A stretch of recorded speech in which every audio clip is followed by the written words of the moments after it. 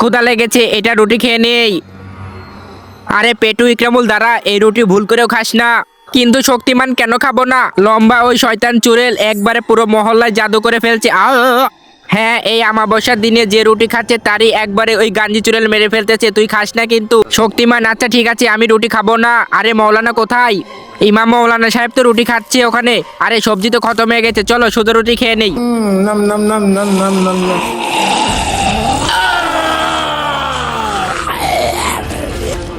মৌলানা জিব্বা কেটে দিয়েছি, এখন তো এটা খাবো অনেক মজা করে। গাঞ্জি চুড়েল তুই আমার সাথে পারবি না, তুই কেন করলি এই কাম? আরে মৌলানা ওঠো না।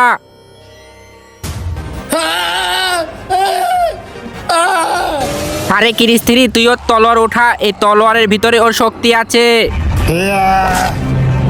তুমি যদি এই ছবিটা ভালোবেসে থাকো তাহলে কিন্তু ভিডিওতে একটি লাইক করে চ্যানেলটা সাবস্ক্রাইব করো, আর না করলে বুঝবো তুমি এই ছবিটা ভালোবাসো না।